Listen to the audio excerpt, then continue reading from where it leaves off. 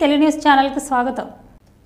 AP మల్కాపురంలో 10 నెలలుగా fee reimbursement బకాయి విడుదల చేయని ప్రభుత్వం రోడ్డున పడుతున్న విద్యార్థుల పరీక్షలు కూడా అనుమతించని ఇంజనీరింగ్ కళాశాల యాజమాన్యం. మల్కాపురంలో ఇందిరా ఇంజనీరింగ్ కళాశాల యాజమాన్యం ఫీజులు కట్టలేదని నేపంలో విద్యార్థులకు హాల్ టికెట్లు ఇచ్చేందుకు నిరాకరణ.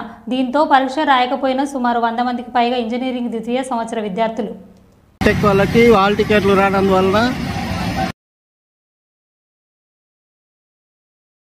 మాకు ఫస్ట్ ఏం చెప్పారంటే యూనివర్సిటీ జాయిన్ అయ్యేటప్పుడు యూనివర్సిటీ ఫీజు మీరు కట్టుకోవాలి, జేవిడి పడితే మాత్రం మీరు కట్టాలి, అంతే, అంతకు మించి మీరు ఎక్కువ అమౌంట్ పే చేయాల్సిన అవసరం లేదు, మీకు ఎటువంటి ప్రెజర్ పెట్టమని చెప్పారు. ఇప్పుడు మా దగ్గర బాండ్ పేపర్స్ కూడా ఉన్నాయి.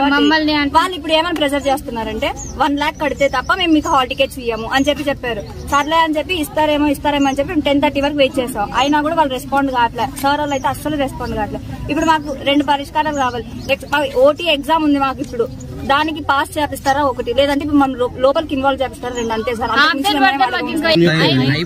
మాకు సబ్జెక్ట్ ఫెయిల్ అయినట్టు ఇంకా మాకు సొల్యూషన్ కావాలి సార్.